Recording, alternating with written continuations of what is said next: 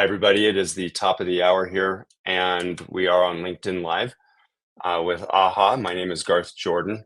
I'm the CEO of the American Animal Hospital Association. We're going to let a few more people line up and come into this live presentation about AAHA's recent retention and attrition research. So we'll give it just a few more seconds before we get started here at the top of the hour. And I want to thank everybody for joining us today. This is my first LinkedIn Live. Hopefully you won't be able to tell quite so much. So I'll just start off by talking about what prompted our research into retention and attrition in the veterinary ecosystem in which we live and work. Essentially, here at AAHA, we had heard a lot of research around the idea that retention in veterinary practices, small animal veterinary practices, was not very good. It was maybe we're seeing 25 to 30% turnover a year in veterinary practices. And it wasn't specific about independent or corporate owned, it was just kind of spread across. That was concerning in and of itself.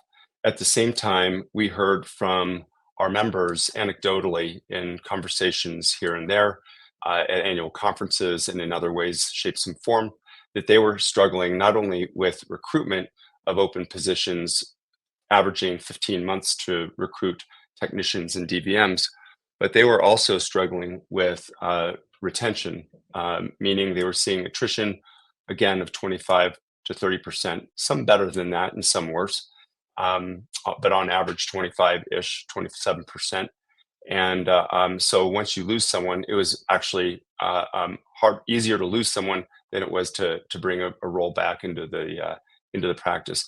So we figured that this quote from Archbishop Desmond Tutu was actually very apropos, and that what we were hearing were a lot of different remedies, so to speak, about graduating more DVMs, graduating more technicians, developing mid-level roles for technicians, using telemedicine to fill in gaps. And it's not that any of those, we disagree with any of those efforts to, if you will, fill the bucket from the top. But what we weren't really hearing were ideas or efforts to stop the bucket from leaking out of the bottom. So we believe that this idea of improving retention or staving off attrition as best we can, kind of plugging as many holes in the bottom of the bucket as best we can, is apropos as a major initiative for not only individual practices, but for our veterinary ecosystem as a whole to address. Because we don't think that we can, if you will, graduate or add more people to get out of the challenge of the shortage that we're experiencing. So this quote from Desmond Tutu prompts us to think about what do we need to do upstream so that we aren't losing people downstream. That's really what prompted our research. So in the research that we conducted, which I'll talk about in a minute, we found out that and corroborated that about 30% of people in veterinary practices across all roles are planning to leave their current jobs. They may be leaving to go to another practice or somewhere else in veterinary medicine or leave altogether. But 50% of that 30% or 15% total are leaving clinical practice completely. And when you think about several 100,000 people operating in clinical practice, 15% of that is around 45,000 people. That's a lot of people to be leaving on an annual basis.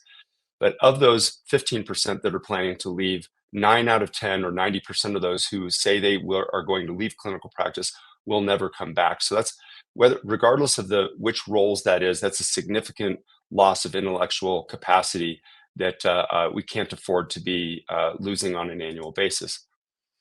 At the same time, like I mentioned earlier, we were hearing that and seeing research that the average practice was experiencing in the 25, maybe even upwards of 30% turnover. And when you think about turnover in small practices of 15, 20 people, or even larger practices with 50 to 100 people, that's a lot of folks that are turning over every year. That creates a sense of loss because you develop a camaraderie and friendships with your coworkers, but it puts teams into turmoil. It creates a really, really difficult challenge to create a consistent culture in a practice. And when you have vacancies then that go unfilled because it's really hard to recruit DVMs and technicians, those positions average 15 months or more to recruit for, you see decreased quality of care, and the strain that's left on the people that are left behind, and the burnout that they experience because they're either working more hours or it's just mental burnout because they know they're not able to treat patients the way they want. That leads to dissatisfaction among our teams and among our staff, which then just perpetuates the cycle of turnover. So we want to really think about ways to, again, plug the holes. So we developed some research that we believe is basically human-centered, with a goal of, for any individual practice or our ecosystem as a whole, to think about how we can get to 90% retention. Now, a goal doesn't have to be exactly realistic, but we think 90% is very realistic, and the best performing companies in the world achieve 90% retention. So we thought we'd put that in front of us and say, how do we develop an environment that keeps the people who care for our pets and care for our pet owners in the practices in a way that is satisfying their needs, their wants, their desires, and why they came to this career in the first place. So in our survey, we had almost 15,000 respondents. We surveyed about 133,000 folks with a pretty significant response rate, over 10%. That's 2 to 3 times the average response rate. The reason we think we got a great response rate is we kept the survey simple, and because this survey is very, very pertinent, and people really wanted to tell their story. So we have statistically significant content and responses from every single role in the practice, which is important. We're not going to go over that today. We don't have time. But what I do want to emphasize is that when you go into the research that we conducted and look at the research paper, you can click on links and access all of this information at the role level. So the key to our research is that we ask 2 main questions. What is your state of mind? What's your current employment status? Are you going to stay in your current clinical practice, move to another clinical practice, move out of clinical practice into veterinary, somewhere else in veterinary medicine, move out of veterinary medicine altogether, or retire? You had 5 choices, and this is within the next year. And depending on that answer, what are the 3 things that are making you want to stay if you're staying in clinical practice? Or what would make you stay if you're thinking about leaving? And what would make you return? And you had to choose from one of about 15 answers here. And these choices were, while there were 15 choices, you could only choose 3 that were making you stay or that would make you stay. And we're going to go into these in a little bit more detail in a second. But these responses were gleaned from research that was done by leading research entity McKinsey. It's a very well-known research and consulting firm, in a July 2022 study of attrition that was worldwide and across multiple industries.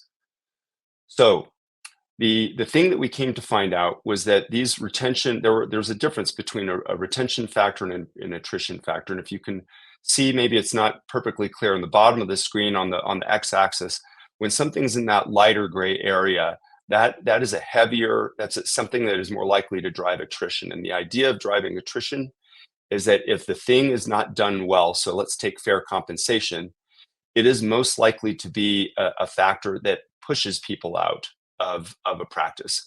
So in other words, it doesn't create practice stickiness. It's actually almost shoving folks out the door. Whereas something in that, on the left triangle, in that darker gray area, let's pick on something like modern medicine or meaningful work, that's higher up on that y-axis, that drives retention, meaning they don't have to be there, but when they are there, they create practice stickiness.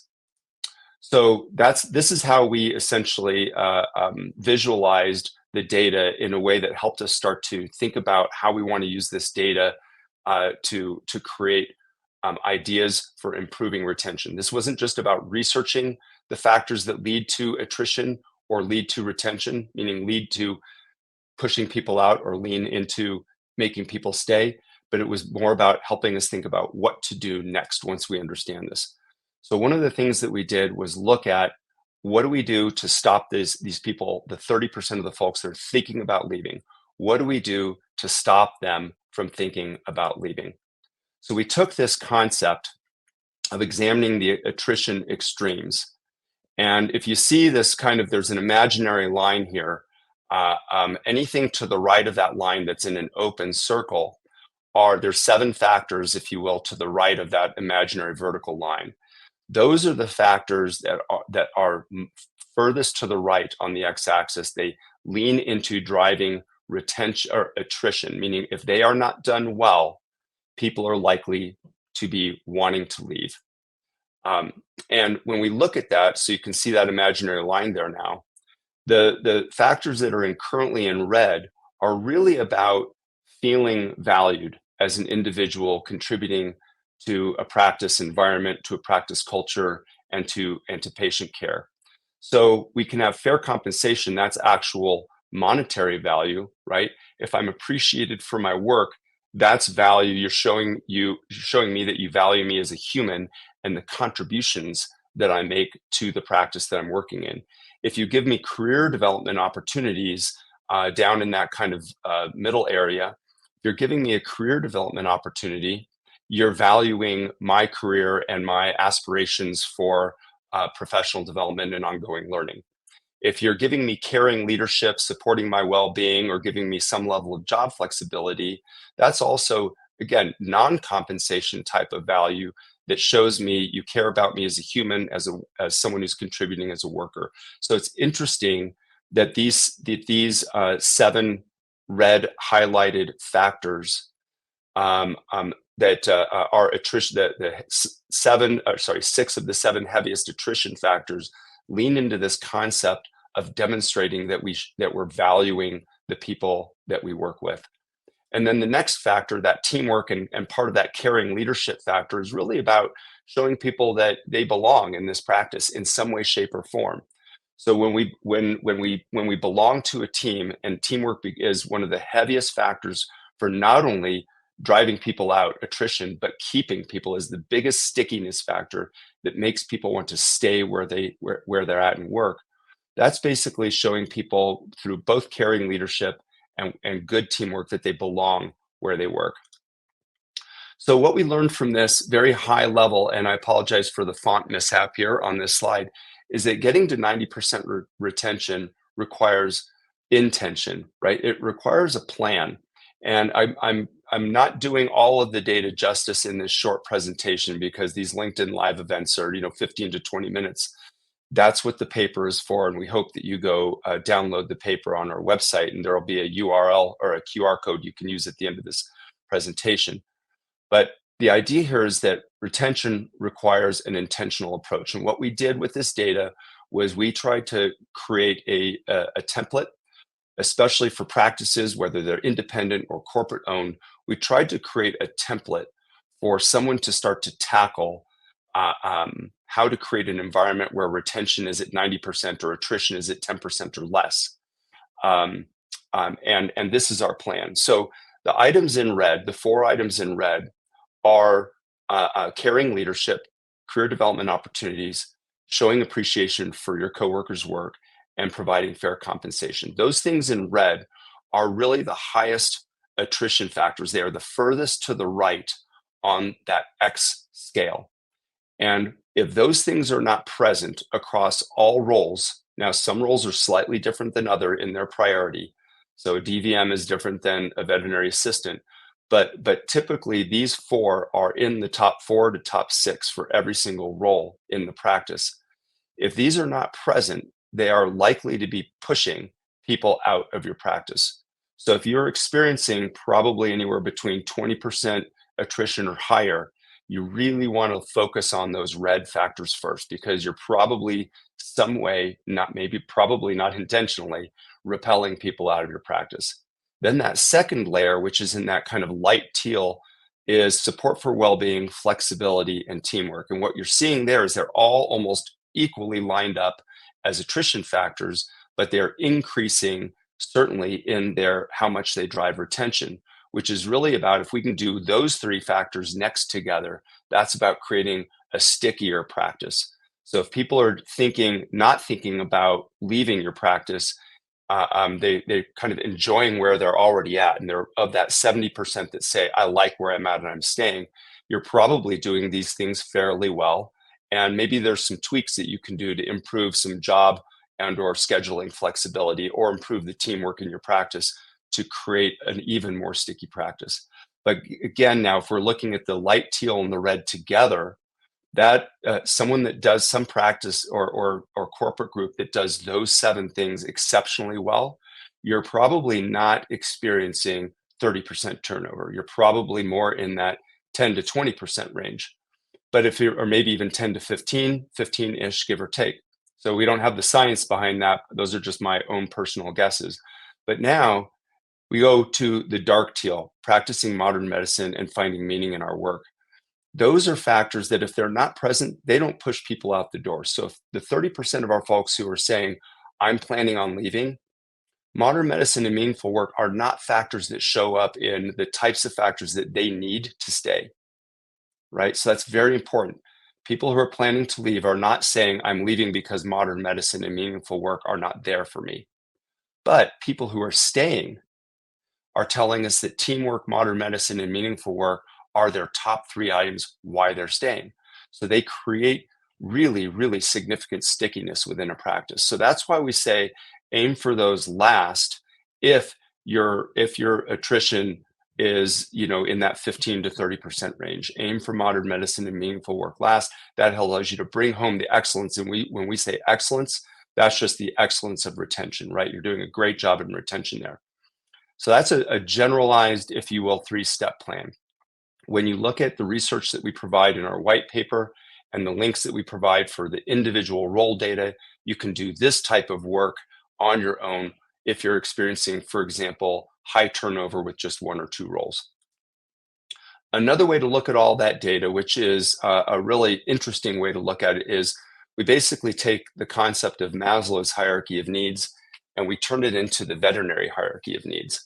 So from the bottom up, you see those things that are the first 4 factors from the bottom: fair compensation, being appreciated for the work that I do, offering career development opportunities to me, and providing caring leadership. Those are the 4 kind of essentials. If those aren't done well from the employee's perspective, you're kind of pushing me away. Those form, if you will, the base of this idea of a veterinary hierarchy of needs, which obviously we took from Maslow's hierarchy of needs. Then the next 3, which you could argue maybe job flexibility should be closer to the bottom of that middle third. But those next 3 are pretty close together, where teamwork, well-being support, and job flexibility as that core center of this pyramid, of this hierarchy of needs. That core center is, if we do these things well, you're making me, beyond not pushing me away, you're making me want to stay. This is where we're creating really strong stickiness. And then at the top of our pyramid, which in Maslow's hierarchy of needs, it's that self-actualization. But this is where, hey, I'm in this to practice modern medicine and find meaning in my work long term. When I have that, boy, you've really built this pyramid out for me. Not only is that a fulfilling job for me, but I'm going to become the champion of the practice I'm working in. I'm going to help recruit. I'm going to be the person that contributes to the really strongly to the culture of our practice. I'm going to help recruit and retain excellent people for our practice because I deeply believe in our practice. So one of the things that we are going to be doing as AAHA is taking this idea, this veterinary hierarchy of needs, and we're going to be building resources around every single level, around this pyramid, if you will. We're going to build this kind of solar system, if you will, of resources, templates, plans, processes, etc., that help individual practices look at any slice of this pyramid or any chunk of this pyramid and say, I want to get exceptionally good at the middle, right? I want to get really good at building teamwork, well-being support, and job flexibility because I've already done the red section. Or I want to start with just knowing how to do a really good compensation analysis and compensation plan. That's where I want to build. Ultimately, over the course of the next year here at AAHA, we're going to be building resources around this pyramid so that we're turning this research into action and making it pragmatic and exceedingly useful for all of our members and all of our non-members out there in the world who need this as tools to improve attrition, improve retention in their practices. And we're going to try to make it fun. So when you watch this next video in just a second, don't go to it quite yet. When you watch this video in a second, just think about these dads who had a job of babysitting and how they made it fun. Any one of these layers can be something fun. We don't have to do it rote. We can make it something that we do together and we have a blast with. And I just want to end on a fun note because this doesn't have to be considered hard work. It will be hard work, but it can be considered fun work at the same time. Let's see the video.